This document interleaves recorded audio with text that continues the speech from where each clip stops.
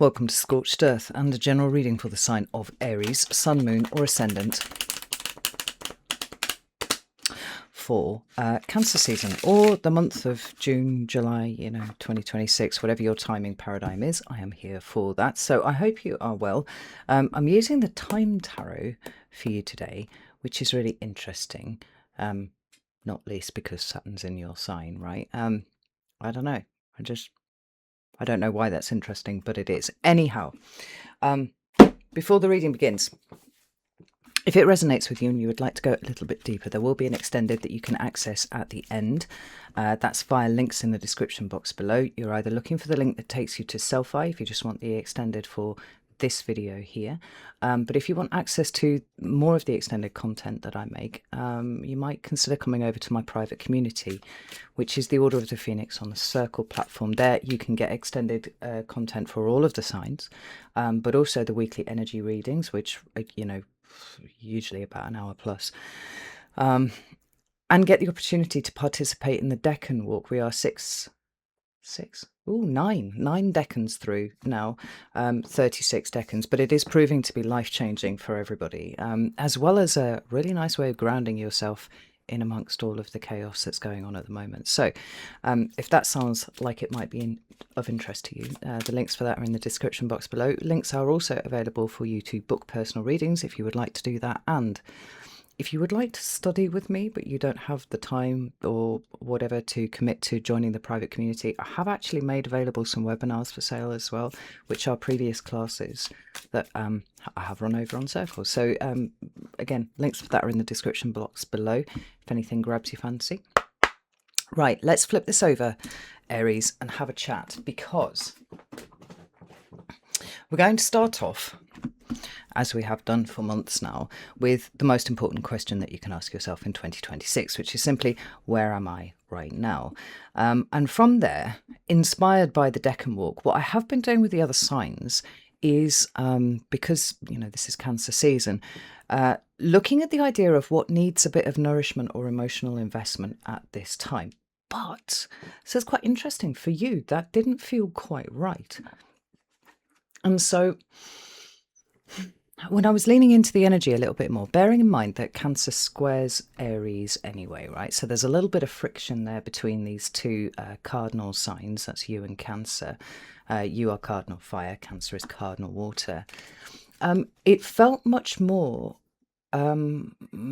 centered around the idea of give and take a little bit. And this was absolutely amplified by the meditation that I did before I started recording, where there was a very assertive exchange that just happened in my head, where somebody said something and you went, incorrect, thank you for your input. And like, there was something so crisp about the way that you did that, or your energy did that rather, that it made me feel like maybe this month is more about balancing that assertiveness with something else, understanding, finding a way to be assertive and authoritative on particular matters without alienating those around you.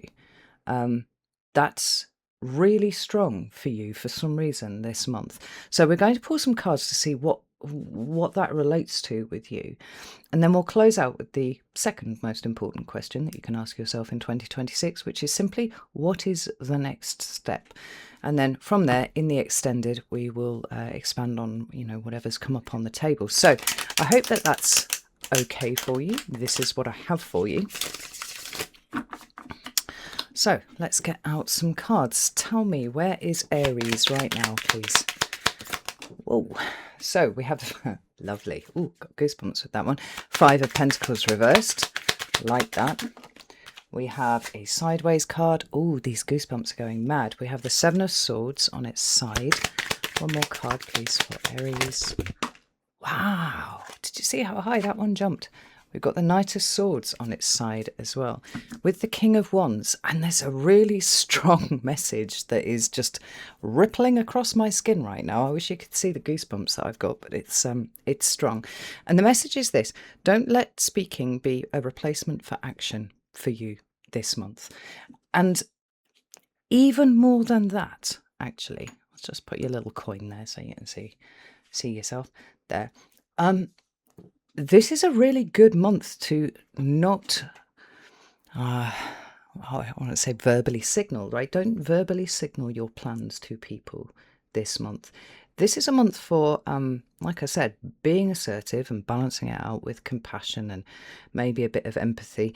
The empathy, when I talk about that, I want to be very clear because this word has become corrupted somewhat in common parlance. When people talk about empathy, they seem to be talking about this, I feel what you feel. That's not what empathy means.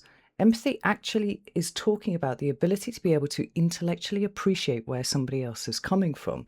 The emotional stuff seems to have been shoehorned in American English in a way that that word doesn't actually mean at all. So then you have people kind of walking around going, it's not my fault, I'm an empath and stuff. And it's like, my guys, that's not the flex that you think it is. It means your boundaries are wrong, right? Things like that. Anyway, God, listen to me. I'm just fucking laying down shit here. Anyway, so an appropriate amount of empathy in the correct definition of that term, very, very useful, particularly for helping you balance out your force, because you do feel forceful this month, Aries. But also, like, it's not, there's not a sense here of not giving people ammunition, but there is a strong sense of not signaling everything that you think or everything that you have planned. And it's the plan specifically that seems to be being talked about here. Right, we've got the Seven of Swords and we've got the Knight of Swords. These are both showing up on their side. Knight of Swords represents the sign of Gemini, and as you might expect, it's quite chatty. Although I have to say, Geminis are extremely adept at taking conversations away from things they don't want to talk about. It's a really impressive shield that they've got. They will lead you off into the woods, far away from something that they don't want to talk about. But it's on the side here. And when it's on the side, it's not do not say anything. But it's got a quality of being slightly guarded about what you do say and to whom. It's like, don't show all of your cards. Don't put them all on the table just yet. And also, don't stop doing what you're doing, whatever that might be, right? Because the Seven of Swords is,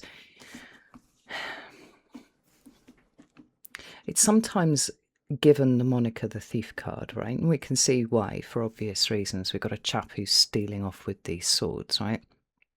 But one thing that I think is quite ambiguous about this card is the context. I mean, what the fuck is happening here in this card right now? Is this guy stealing the swords, which is to say, you know, seeking to permanently deprive another of, you know, the rights of ownership? Sorry, legal past coming out there. Or is there some sort of underlying honourable motivation for the act that we see occurring right here, right? The meanings of dishonesty and deceit are quite strong with this card. The way that I tend to read it, because of the way that I tend to see everything, is that this is often an internalized state of the things that we lie to ourselves about all the time. And we do it, we all do it all the time. When we tell ourselves we can't do something and we give ourselves these white noise statements to work with that don't mean anything at all, that is an act of deceit on ourselves. And quite often it's used as a replacement for action, right? Instead of going and doing the thing, you go, oh, I can't do the thing. And that's right. Of course you can't do the thing if you think you can't do the thing, right? But because each of the cards has a polarity within itself, the other side of the coin with the Seven of Swords is it talks about calculations, it talks about strategy, it talks about having a bit of a gamble, it talks about calculated risk. And so it, to some extent, does talk about having a plan. Now, when it shows up on its side like this, and particularly when it's coming up with an energy of communication, which is also kind of compromised, it's saying the plan doesn't halt, the plan doesn't stop. The plan, as we can see with this King of Wands at the bottom of the deck here, is absolutely still ongoing. We're just not telling everybody what it is. We're not putting all of our cards on the table. And it doesn't feel like it's antithetical to the idea of give and take for that to be the dominant energy right now. I mean, we'll have a look at that properly in a moment, right? Because this Five of Pentacles on its side is a stabilization energy. If in the upright, it's talking about the chaos of poverty, the chaos of lack specifically, or, and this I think is the dominant theme, well, the dominant way in which this card is being is expressing its energy in 2026. It's fear of poverty or a fear of lack of any description. It doesn't have to be financial. It can be all sorts of things. There's an inherent instability in those things that should be solid, that we can lean on, that we can build on, that we've been working on, right? Whatever. When it shows up in the reverse, like we're stabilizing that which has been unstable. So we've got that being part of the plan that's going on here right now, but you're being asked to be kind of tight-lipped about it somewhat. Now, I'm going to pull out the clarifying deck here, which is the Wild Unknown. And let's just have a little look at this Seven of Swords. Seven of Swords. We have Queen of Pentacles and the Two of Pentacles. Interesting, with the Devil at the bottom of the deck. Now, there's a canny bit of Saturn on the table now. Interestingly enough, Saturnian themes seemingly springing up everywhere. But the energy of Capricorn represents another square to you. It's and in astrology, squares represent points where they meet. There is friction, and there has to be some sort of movement, right? So we've got the friction of movement happening on you at the moment, or demanding movement. Then we've got the Queen of Pentacles, who is representing what we consider to be valuable. She is the subjective, internalized state of understanding something, because effectively that's what the queens do. They help us understand something, so that, you know, when we get to the active masculine expression of the energy, which is always the king, then we are doing something off the back of what we now understand. So sometimes the Queen of Pentacles comes up because our core principles are changing, or, you know, the things that we think of in and of themselves are valuable are changing. But what we've got here is almost another exhortation to keep quiet, because the Two of Pentacles is an act of balancing, right? You'll see the lemniscate here. I mean, that's not a common theme on a Two of Pentacles. I see, you do see it. No, it is a common theme. What am I talking about? It's a dominant theme. We've got that flow of energy going backwards and forwards.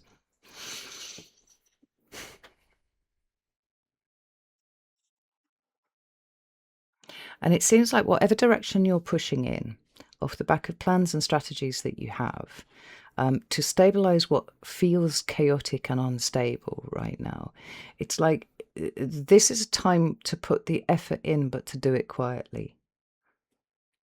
I like the Devil showing up here, believe it or not, because like all of the cards, he has an inherent polarity. And, you know, what is the more positive side of the Devil is that everything that is in the earthly realm, everything that is material, is dominion of the Devil.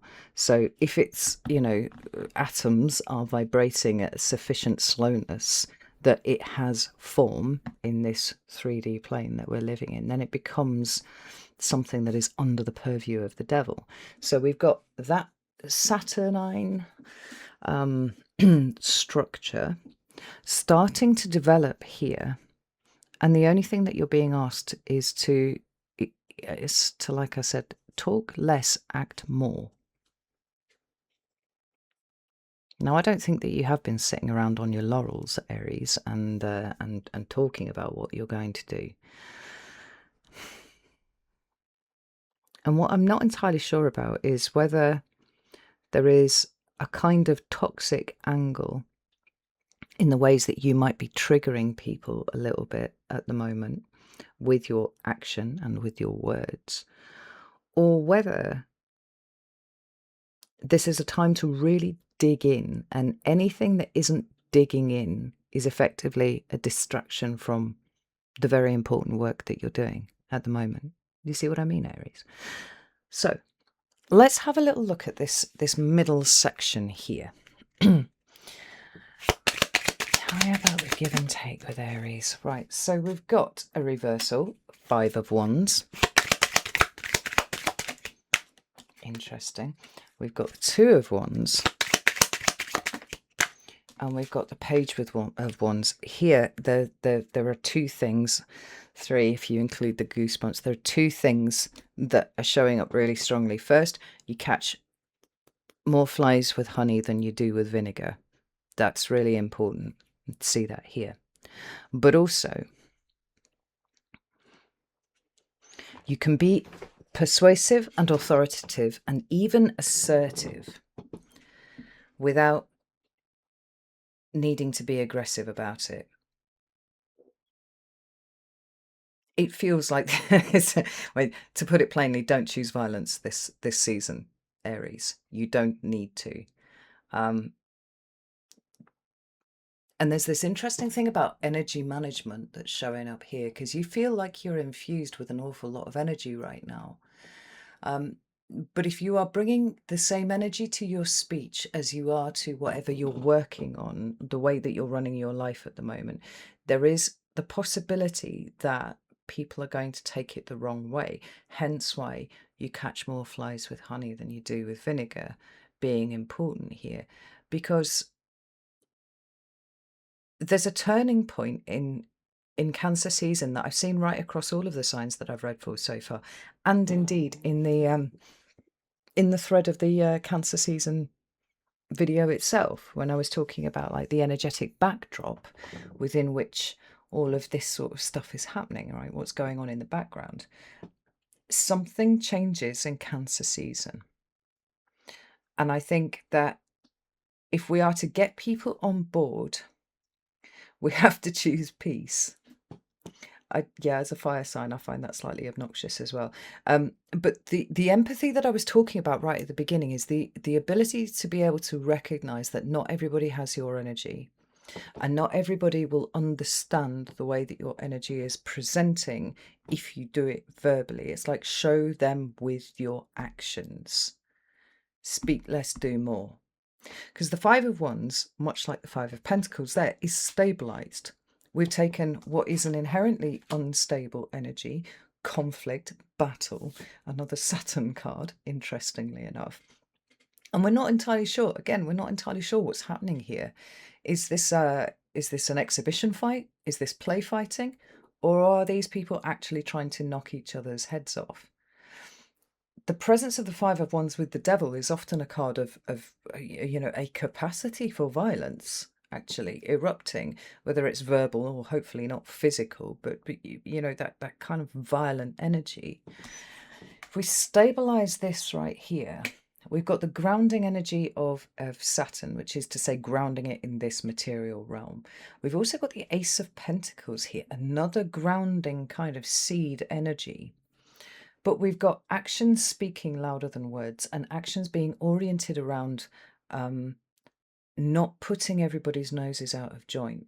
I said the really assertive thing that just happened in my meditation before I started is something that, as a fire sign, I would be amused by if I witnessed it happen. Incorrect. Thank you for your input. Just like cutting them down and moving on to the next thing, right? I actually think that's rather cool, and I would probably giggle if I witnessed that happen, right? But not everybody is a fire sign. Not everybody understands how that fire energy moves through you. And, it would be interesting to know what proportion of the population, whether there is actually a relatively even division between fire signs, earth signs, water signs, air signs. I'm not sure that there is, because I know that August is the most popular month for birthdays. You get a real hotspot around August. Why? Because the point of conception, probably in Capricorn season, right? when it's cold outside and there aren't other activities to do. Anyhow,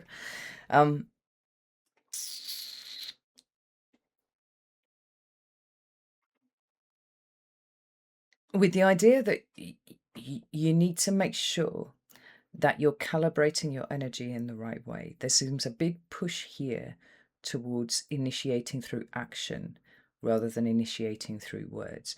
And it's supported by the Pentacles because it is constructing something solid. Now, this seems to me to be one of those situations, Cancer season for you, Aries, where we've got a leading by example kind of thing going on. It's not about words, it's not about confrontation, it's not about conflict. It's like, all right, well, I'm doing this thing over here. And that's it. Because the Two of Wands energy, which is, your card right there, it feels more like, rather than a new crossroads being presented to you, it feels like a triggering of a crossroads that seems to have kept coming up for you all year. Because when we talk about the nature of a crossroads in and of itself, right, we have this idea that there is just this binary choice that we have to make, right? It's like, I'm going to go this way or I'm going to go this way. And this is going to be the turning point that changes my life, right? I'm sure we've all had periods of time where we've seen that. But actually, in order to make real change in your life, you have to recognize that your life is a series of micro decisions. And, 27 micro decisions made on a Monday morning can dictate how the rest of the week goes. And by the end of the week, you can end up in a very, very different place. Rather than if you were looking for the binary, okay, this way versus this way. Now, it goes back to that, you are what you repeatedly do. You recognize that every single decision that you make is taking you somewhere. You get to decide whether you are actually going to sit down and with that bag of crisps and, binge watch something on a streaming platform, or whether you might, I don't know, actually go and plant something in the garden. Something that might sustain you later on in the year, Can I be bothered? Can I not? It's going to take 10 minutes and then it's done. It's like balancing this really strong force that you are right now with consistent effort and leading by example. Recognition of the micro decisions that you make every day that are taking you on the path. This is really interesting. Tell me about this Five of Wands. Right, we've got the Knight of Cups there, which is Pisces energy. You'll notice it's on its side. Fuck. And then I've dropped something down there. We've got the Three of Swords at the bottom of the deck. Get down on the fucking floor and find this thing. We've got the Empress. And this is really interesting because it's, we're back to this idea of things seeding and things being in the dark. Like I said, this feels like it's reactivating, if not decisions that you are consciously making and have been all year, or your awareness of these little micro decisions that you make that keep taking you away from the path that is so well traveled by everybody else, like a fucking buffalo herd, storming across a field. It's kind of like, actually, I'm just going to keep moving by half a degree. I'm going to end up here in a much better place than having to go right the way across there. Why do I say that? Because the Ace of Pentacles is a seed. And the Empress is the energy within which that seed is embedded, right? The Empress is considered to be the earthly mother of the Fool. But everything starts in the dark. And this idea of gestation, the Empress is often depicted as pregnant, right? This idea of gestation is everything takes a certain amount of time. There we are, we're back at that word again, very saturnine. Everything takes a certain amount of time to come to fruition.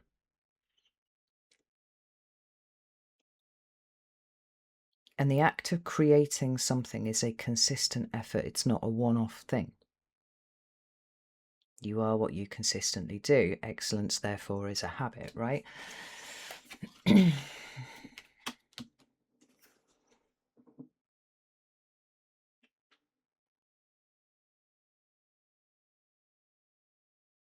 The Knight of Cups is on its side, which is an interesting thing in and of itself. Because in the first instance, it's here at all. So what we've got is the idea of acts of service, of giving one's cup to somebody else, right? Very watery, very water sign like. And we've got movement, right? Movement of emotion. It means acts of service and whatnot, because the Knight of Cups is always in the act of giving his cup to somebody else. But it's on its side here. It's not reversed. It's not saying you need to emotionally shut down. It's on its side, which feels to me a little bit more discerning than it might be in the upright. Certainly a little less wet in the sense of emotions, right? Because rather than emotionally giving your cup to everyone, it's recognize what an act of service from an Aries looks like. It's not wet. It's not overly emotional. It is not empathic in the American sense, but in the proper sense of the word, as it has always meant. Almost like an intellectual appreciation. There's something of the way that here we're gathering up emotional information. We are witness to emotional information, but actually quite sparing about what we do with it. Certainly not communicating it. Leading by example seemingly being the thing, but this is not a flash in the pan moment. Like I said, there's something very consistent being seeded here. With the Three of Swords at the bottom of the deck, which, this is all starting to be very much in alignment with what I saw for Cancer season, where there is some sort of turning point and there is an emotional bubble that is popped, where people are presented with the truth that actually nobody really fucking wanted, but here it is. I think there's going to be an overabundance of emotion this season, which you would expect for a water sign season anyway, right? But over and above what will be the normal expectation for it. And it feels a little bit like keeping it at arm's length, not getting drawn into whatever this is. Because being drawn into the emotion of the moment, being drawn into the drama of the emotion of the moment, is going to stop you from doing what you are doing, what you have been consistently and quietly doing for quite a long time now.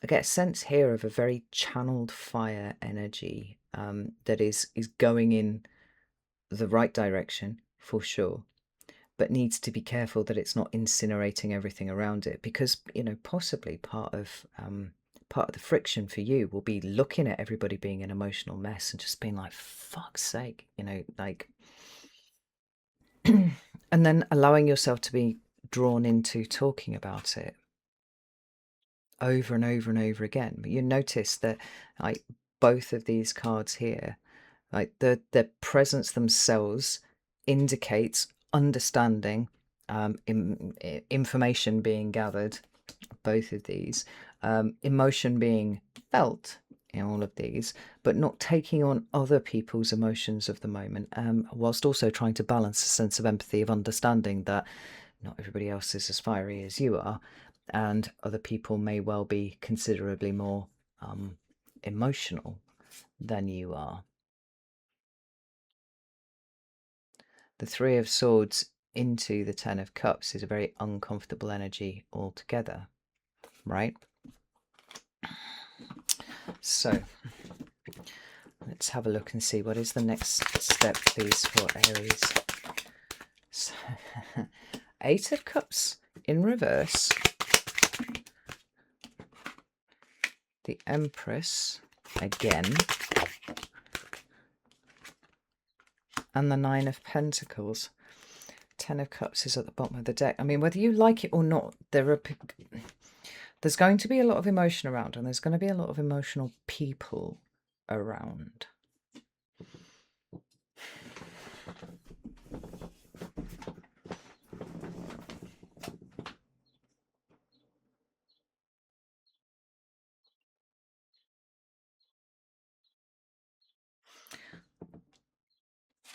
And this is fascinating because the Eight of Cups is usually a position of empowerment, right? It shows us how we become empowered, and it's us putting down the emotional stuff and walking away. It's putting down baggage and walking away. So there's always that sense of movement with the Eight of Cups. When it shows up in the reverse like this, what we don't have is an absence of movement. What we have is a return to something.